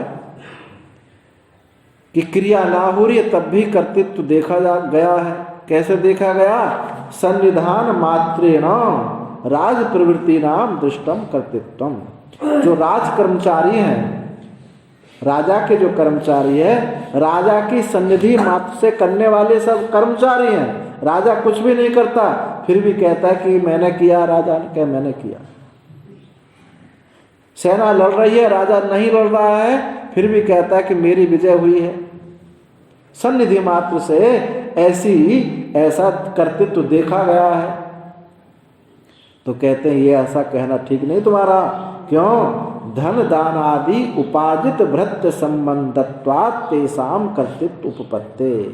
ठीक है, उस सेना का, सेवकों का सीधा संबंध नहीं हो रहा है, पर धन के माध्यम से तो हो रहा है। तनख्वाह तो लेते हैं, नहीं लेते हैं? तो धन आदि उपार्जित उस सेवक संबंधी होने से उसकी वजह से उसमें कर्तृत्व प्राप्त होता है। और भी माने धन आदि भी ना हो, कोई सेवा रूप में करता हो, तो भी ये सेवक मेरा है, ये सेवक मेरा है। तो ये संबंध तो मेरा का जुड़ गया ना। जब संबंध मेरा का जुड़ गया तो जिसने जोड़ा है उसी को तो ये संबंध जुड़ जाने से उसी में तो अभिमान जागृत हुआ, तभी उसी को तो क्रिया लगेगी, उसी में तो कर्तृत्व प्राप्त होगा। न तो आत्मनो धन आदिवत शरीर आदि भी स्वस्वामी स्व अभिमान संबंध निमित्तम क्रिया शक्यम कल्पितम। किंतु आत्मा का धन आदि के समान शरीर आदि के द्वारा स्व अभिमान संबंधी अपने अपने में अभिमान संबंधी निमित्त जो है वो है ही नहीं। किंचित शक्यम कल्पित, उसकी यहाँ कल्पना नहीं की जा सकती। राजा का तो धन आदि के द्वारा संबंध है, ऐसा यहाँ संबंध नहीं है। मिथ्या अभिमानस्तु प्रत्यक्ष संबंध हेतु। मिथ्या जो अभिमान है ये बिल्कुल प्रत्यक्ष संबंध का हेतु है। अभिमान तो देखा जाए सब मिथ्या ही होता है। अभिमान सब मिथ्या ही होता है। जब वो असंग है तो उसका अभिमान कैसे हो, सच्चा कैसे हो सकता है? तो मिथ्याभिमानस्तु प्रत्यक्ष संबंध का हेतु क्या है? ये मिथ्या अभिमान ही है। एतेन यजमानत्वम आत्मनो व्याख्यातम। इससे ही यजमानत्व, आत्मा के यजमानत्व की व्याख्या हो जाती है। तभी इसी मिथ्याभिमान से तभी तो आत्मा में यजमानत्व के मैं यजन करने वाला हूँ, यज्ञ करता हूँ, ये अभिमान जागृत हो जाता है इसी मिथ्याभिमान से। अत्राहु कहते हैं देहादि व्यतिरिक्त आत्मनः आत्मीय देहादौ अभिमान गौणौ न मिथ्या इति चेत। ये कौन कह रहे हैं? अत्राहु, ये मीमांसक कह रहे हैं। और ये कौन? गुरुमत। जो चेला है वो गुरु हो गए। कौन? प्रभाकर। जो गुरु जब कहेंगे गुरुमत तो चेला का मत। प्रभाकर कुमारिल भट्ट के शिष्य हैं।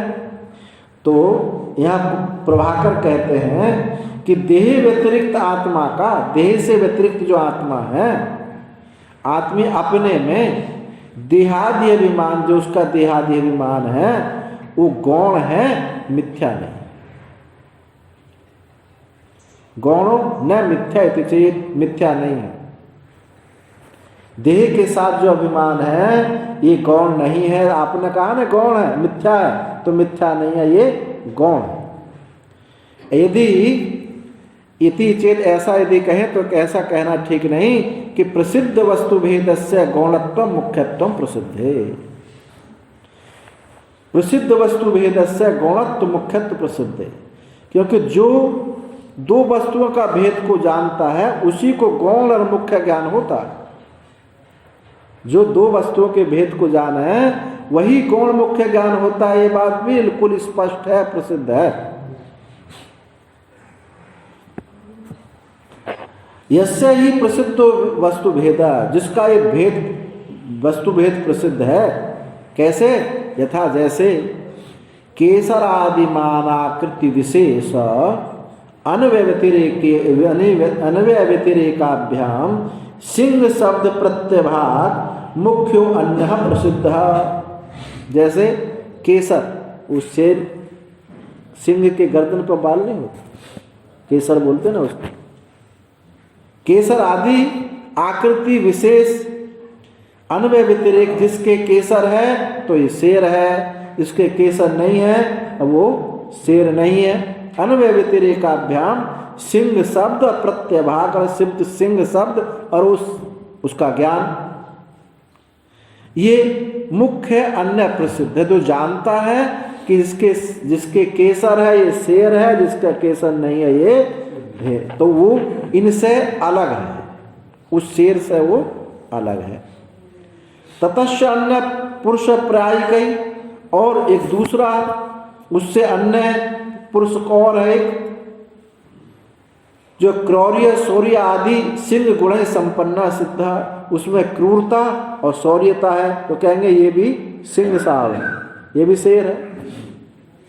तो उसको भी जानता है जिसके केसर है, ऐसे सिंह को भी जानता है, और जिसमें क्रूरता शौर्यता उसको भी जानता है। उन दोनों के भेदों को जानता है। गुणों से संपन्न सिद्ध तस्य पुरुषे सिंह शब्द प्रत्यय गौणम भवतो, उस पुरुष में ये सिंह शब्द और ये सिंह का ज्ञान ही क्या है? गौण है।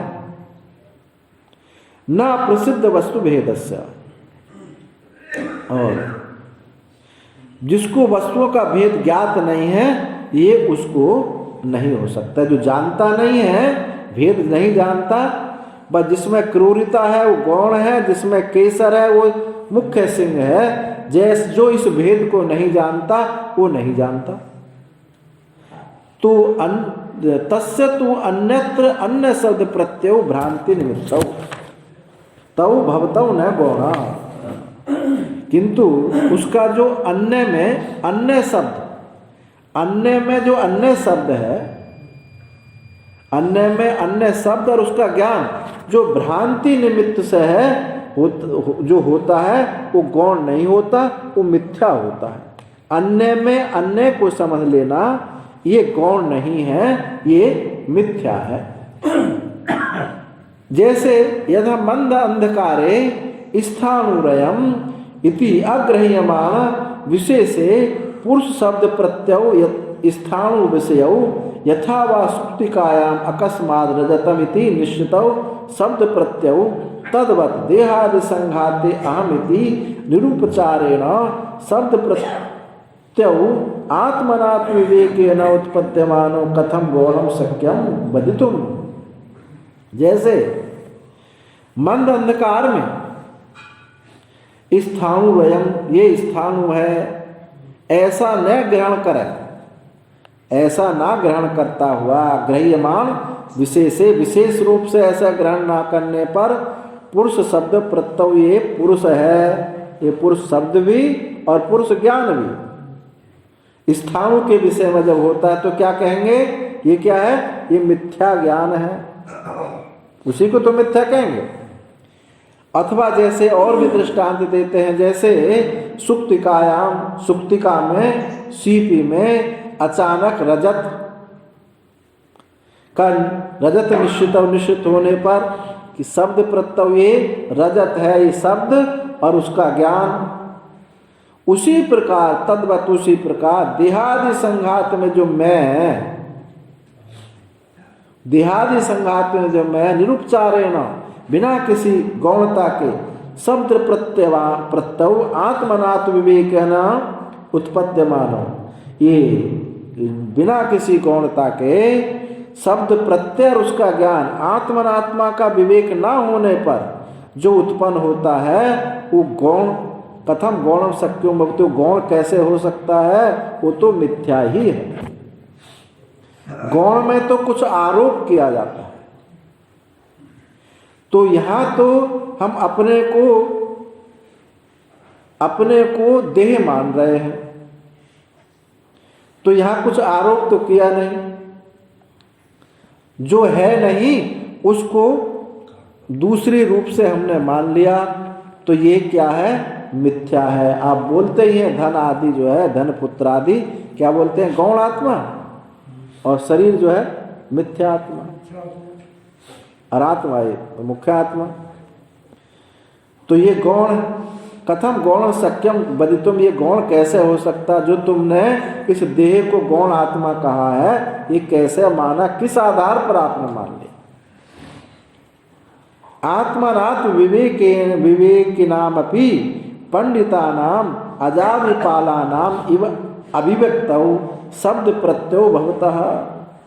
आत्मनात्, आत्म अर्थात विवेक करने वालों को भी, करने वाले पंडितों को भी, अजामिपालों को भी, जो भेड़ चराने वालों को की तरह अभिव्यक्त, विवेक जैसे भेड़ चराने वालों को इस देह के साथ आत्मनात् विवेक नहीं होता, ऐसे ही अभिव्यक्त शब्द प्रत्ययो भवतो, ऐसे ही आत्मनात् विवेकियों को भी ये स्पष्ट पता चलता है कि देह, ये जो मैंने देह बुद्धि की हुई है।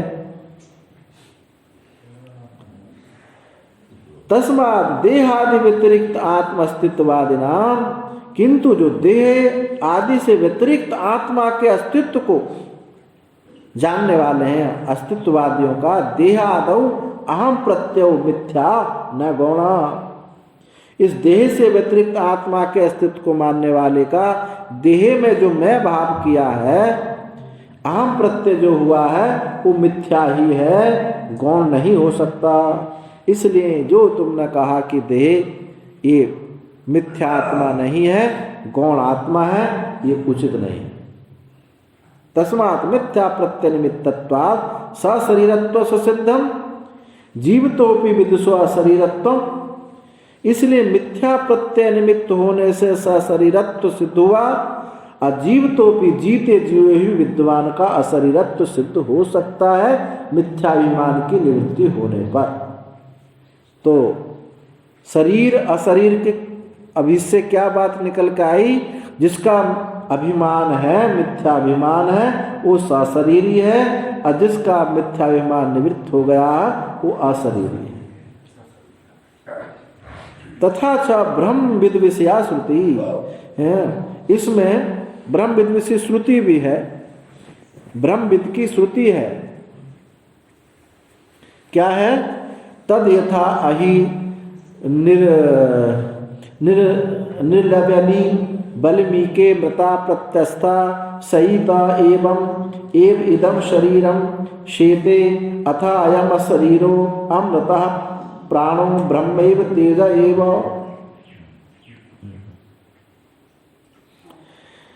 ये श्रुति, इसमें कहा यथा जैसे अहिर निर्वली, जो सांप की कुचैली होती है, सांप की जो कुचैली होती है, सर्प ने अभिमान, कुचैली के साथ सर्प का अभिमान, जब कुचैली छूट गई तो उसके साथ उसका अभिमान नहीं रहता है, तो सर्प ने अभिमान त्याग दिया उस कुचैली के साथ। सर्प की जो कुचैली है उसमें वो बल्मीक में उसके जो बिल है उसमें पड़ी रह जाती है, और सर्प निकल कर भाग जाता है, उसका अभिमान छोड़ देता है। तो इसी प्रकार से, उसी प्रकार विद्वान ने भी, जिसने इस अभिमान को त्याग दिया है, वह शरीर उसका पड़ा रहता है, चलता फिरता खाते फिरते भी उसके शरीर में अभिमान नहीं रहता। सहित एवं शरीरम सेते अथा अयम अशरीरो, वो जो अशरीर है, अमृत है, प्राण है, ब्रह्म ही है, ब्रह्मैव तेज एवं, ब्रह्म ही वहां प्रकाशित होता है। और भी श्रुति कहा स चक्षु अचक्षुरिव स कर्णो अकर्ण इव स बाघ अबाघ इव समना अमना इव स प्राणो अप्राण इव इति। वो चक्षु सचक्षु चक्षुवान होता हुआ भी अचक्षु है, बिना कर्णवान होते हुए भी वो बिना कान का है, और बाघ वाला हो बाघ वाला होता हुआ वाणी वाला होता हुआ भी वो वाणी से रहित है, मन वाला होता हुआ भी मन से रहित है, अप्राण वाला होता हुआ भी प्राण से रहित है। श्रुतिरपि और स्मृति में भी कहा स्थित प्रज्ञ सका भाषा समाधिस्तस्य केशव स्थित धी किम प्रभासेत किमाश्रित व्रजेत किम। यहाँ से प्रारंभ करके जो स्थित प्रज्ञ के लक्षण सब में यही बात बताई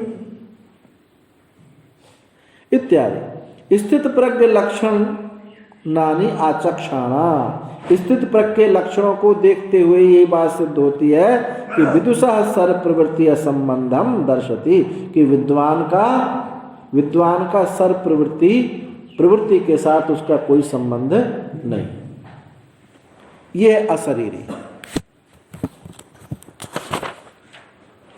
तस्मात् न अवगत ब्रह्मात् भावस्य था पूर्वम संसारित्वम, इसलिए जिसको ब्रह्म तत्व का बोध हो गया है, यथा पूर्व जैसे पहले संसारित्व कर्ता भोक्ता सुखी दुखी होता है, ऐसा उसको संसारित्व प्राप्त नहीं होता। गंगा तट पर एक कारणवास में एक संत रहते थे, अच्युत मुनि जी महाराज। पंचदशी के बड़े विद्वान थे, तो ग्वालियों को बैठा करके पढ़ाने लगते थे। किसी ने कहा ये क्या समझेंगे? बोले ये समझे न समझे हम कोई मतलब नहीं, लेकिन हमारा चिंतन मनन हो रहा है। तो एक दिन उनका पंजाब का शरीर था, बहुत बचपन में ही छोटे छोटे गृहस्थ आश्रम में थे, छोटे छोटे बच्चों को छोड़ के सन्यासी हो गए। कैसी प्रकार से पता चल गया तो उनका बेटा वहाँ आया, तो वहाँ देखा बहुत सारे बच्चे हैं, भक्त हैं, सब कुछ तामझाम दिखाई दे रहा है। तो बोले हमको ये बात बताओ, हम में कौन सी ऐसी बुराई थी, छोटे छोटे हमको छोड़कर चले आए, और यहाँ इतने सारे पाल रखे हैं, सबको खिलाते पिलाते हैं, हम में ऐसी कौन सी बुराई थी? तो उन्होंने कहा अच्युत मुनि महाराज ने कि देखो जो मकान बना था ना जिसमें तुम रहते हो, यदि उस पर कोई एक हथौड़ा मारे तो ऐसा लगता था कि मेरी छाती पर हथौड़ा चल रहा है, और ये अभी इसमें आग लग जाए, बच्चे भी सब जल जाएं, मेरे चित्त में बाल बराबर भी कुछ दुख नहीं। ये मैंने जाना है, ये बदलाव हुआ है जो तुमको नहीं दिखाई देता है।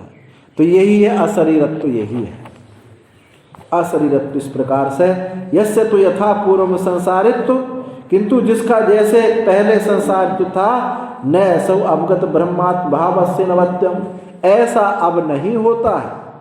जैसा पहले संसारित्व था, अब वो ब्रह्म तत्व का बोध होने पर ऐसा नहीं है। ये बात बिल्कुल निर्दोष है, इसमें कोई दोष नहीं है। यद पुनरुक्तम, जो तुमने कहा था, श्रवणात् पराचीनयो मनन निदिध्यासनयो दर्शनाद विधि से सत्वम ब्रह्मणो न स्वरूप पर्यवसायित्वमिति, जो तुमने बात कही थी कि श्रवण के अनंतर जो मनन निदिध्यासन है, उन मनन निदिध्यासन होने से वहाँ विधि शेष दिखाई देता है, वहाँ विधि दिखाई देती है, क्योंकि श्रवण के अनंतर मनन निदिध्यासन हुआ है, तो सुना और फिर विधि करी। क्या विधि? मनन किया, निदिध्यासन किया। ऐसा जो तुमने कहा था कि वो विधि ब्रह्मणों न स्वरूप परिवसान, ब्रह्म का स्वरूप परिवसान नहीं है, वो विधि शेष है, ऐसा जो तुमने कहा था, वो ऐसा भी कहना भी तुम्हारा बनता नहीं है। क्यों? श्रवणवत तद अवगति अर्थत्वात् मनन निदिध्यासनयो, श्रवण के समान, जैसे श्रवण है उसी के समान ये तद अवगति यानी ब्रह्म अवगति, ब्रह्म अवगति अर्थ होने से मनन निदिध्यासन भी ब्रह्म अवगति के लिए ही है। श्रवण यानी ऐसा कोई समझ है कि श्रवण से बोध है उत्तम अधिकारी को, तो ये उस श्रवण में जो कुछ न्यूनता रह गई है उसी की पूर्ति के लिए है। अलग से ये मनन निधिध्यासन कोई अलग इनकी कक्षा नहीं है। इसलिए ये भिन्न, ये विधि नहीं बन सकता है। वो क्या समझता है कि सुना है, बाद में सुनने के बाद में मनन की निधिध्यासन हुआ है। जैसे हम विधि यज्ञ की विधि को सुनते हैं फिर करते हैं, वो ऐसा कह रहा है कि पहले श्रवण किया है अब फिर मनन निधिध्यासन किया तो वह विधि है, क्रिया है। तो कहते हैं ऐसा नहीं है। जैसा श्रवण है, श्रवण के समान ही जैसे श्रवण की अवगति ब्रह्म में है, ऐसे मनन निधिध्यासन की अवगति ब्रह्म में ही समर्पित होती है, अलग से नहीं। यदि ही अवगतम ब्रह्म अन्यत्र विनियुज्येत भवेत् तदा विधि से सत्वम। यदि जो अवगत ब्रह्म है, अवगत जो ब्रह्म है, यदि कर्म आदि में उसका विनियोग होता तब तो ये विधि शेष होता। यहाँ मनन निधिध्यासन का ब्रह्म में ही पर्यवसान है, ब्रह्म ही अभिगति है, कर्म में नहीं है, इसलिए विधि शेष होगा नहीं। न तू तदस्ति, किंतु है नहीं मनन निधिध्यासनयोरपि श्रवणवद अवगत्यर्थत्वात्। मनन निधिध्यासन भी श्रवण के समान ही अवगति अर्थ है, इसलिए ये विधि का शेष अंग नहीं बन सकता। तस्मात् प्रतिपत्ति विधि विषयतया शास्त्र प्रमाणकत्वं ब्रह्म संभवति।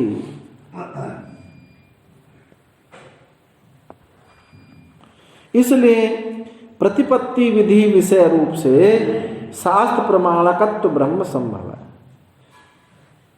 न प्रतिपत्ति विधि उपासना विधि से, उपासना विधि प्रतिपत्ति विधि विषयतया शास्त्र प्रमाणकत्व जो तुमने कहा ये ब्रह्म का संभव नहीं है। अतः स्वतंत्रमेव ब्रह्म शास्त्र प्रमाणकम वेदांत वाक्य समन्वयादिति सिद्धम। इसलिए ब्रह्म स्वतंत्र ही है, शास्त्र प्रमाणक, शास्त्र के द्वारा ही जाने जाने वाला है। वेदांत वाक्य समन्वय होने से, क्यों है? क्योंकि सूत्र क्या है? तत्व समन्वय। इन जो कर्म की श्रुति हैं इनका इस ब्रह्म में ही समन्वय होता है। अंतःकरण शुद्धि आदि के माध्यम से समन्वय हुआ ब्रह्म में इन कर्म के वाक्यों का, इसमें समन्वय होने से इस ब्रह्म शास्त्र प्रमाणक है, शास्त्र के द्वारा ही जाना जाता है। एवं च सति, और इस प्रकार होने पर ही अथा तो ब्रह्म जिज्ञासा तद विषय पृथक शास्त्र आरंभ उपपद्यते। एवं इस प्रकार होने पर अथा तो ब्रह्म जिज्ञासा, ऐसा तद विषय पृथक शास्त्र ये आरंभ किया जाता है। जो पूर्व शास्त्र कौन क्या था? अथा तो धर्म जिज्ञासा, और ये उत्तर शास्त्र क्या है? अथा तो ब्रह्म जिज्ञासा। इसलिए क्योंकि एक विधि का कर्म का शेष नहीं बनता, इसलिए पृथक से ब्रह्म सूत्र लिखा गया, नहीं तो धर्म जिज्ञासा ही पर्याप्त था। अथा तो ब्रह्म जिज्ञासा तद विषय, उसके विषय का ही पृथक शास्त्र आरंभ करते हैं। प्रतिपत्ति विधि परत पे ही अथा तो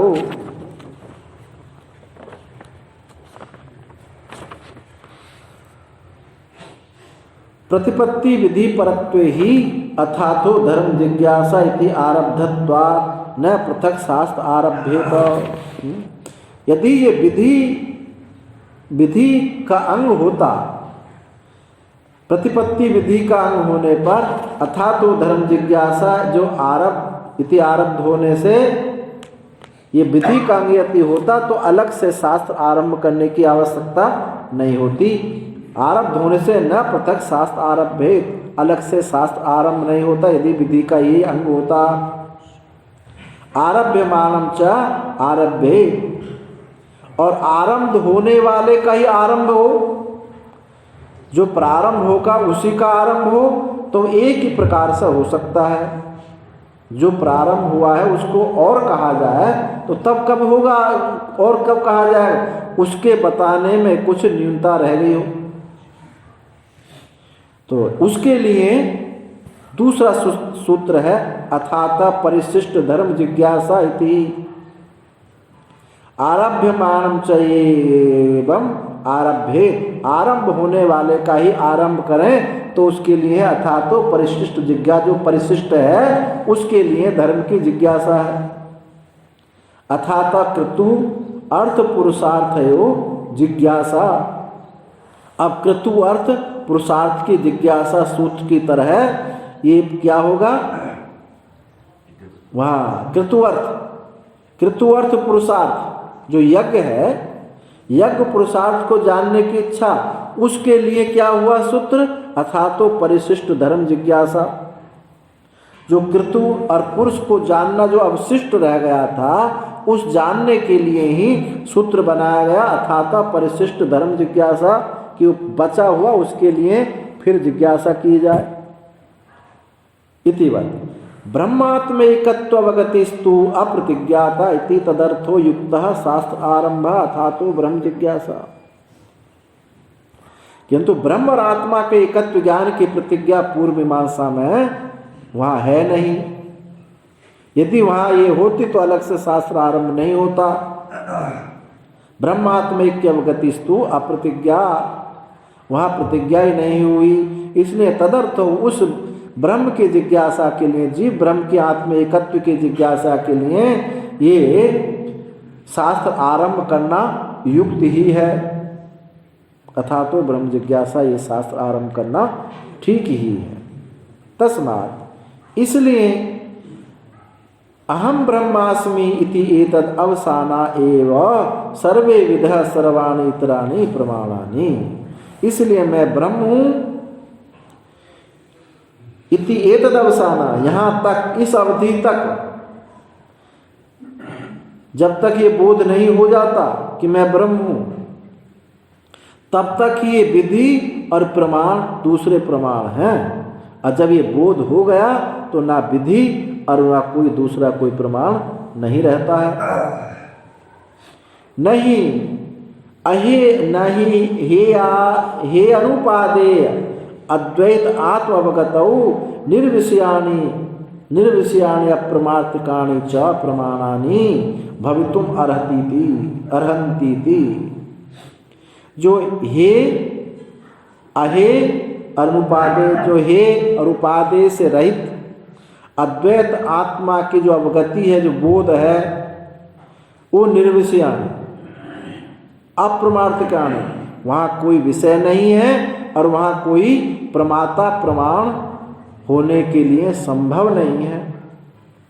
ऐसा बोध होने पर अपिच और कहा भी है, गौण मिथ्यात्मनो सत्वे पुत्र देहादि बांधनात् सद ब्रह्मात्महमित्येवं बोधे कार्यम कथम भवेत्। गौण मिथ्या आत्मा सत्वे पुत्र देहादि बाधनात्। पुत्र क्या है? गौणात्मा। और देह क्या है? मिथ्यात्मा। इन गौण मिथ्या आत्मा के ना होने पर सद ब्रह्मात्मा मैं सद ब्रह्म ही हूँ, ऐसा बोध होने पर कथम कार्यम भवे, तो वहाँ कार्य कहाँ रह सकता है, कर्म कहाँ रह सकता है, विधि कहाँ रह सकती है, कर्तृत्व आदि वहाँ नहीं रह सकती।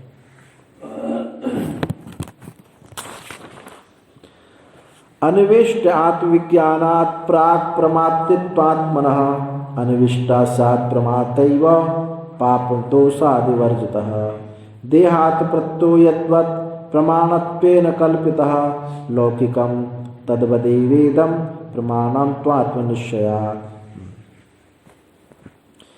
अनिविष्ट आत्मविज्ञानात् प्राक्, इस आत्मविज्ञान से पूर्व, आत्मविज्ञान होने से पहले ही प्रमातृत्वात्मना, आत्मा का प्रमाता की खोज करनी चाहिए। जब ये बोध हो गया तब कोई प्रमाता आदि नहीं रहता। जिस आत्मा का ज्ञान करना है, उस आत्मा का ज्ञान होने के पहले ही आत्मा प्रमाता बन सकता, तभी उसका अन्वेषण है। अप्रमाता के स्वरूप का ज्ञान होने पर अनिविष्टासात् उस परमात्मा का अनिविष्ट खोज हो जाने पर प्रमात्वयी पाप दोषादि वर्जितः, ये जो प्रमाता ही क्या, पाप दोष आदि से रहित होकर के प्रमाता ही है ब्रह्म है, ये बात सिद्ध हो जाती है। देहात प्रत्ययो यद्वत् प्रमाणत्वेन कल्पितः, और कहा देहात प्रत्ययो यद्वत्, जिस प्रकार मैं देह हूं यह ज्ञान कल्पित होने पर भी प्रमाण माना जाता है, कब, अज्ञान दशा।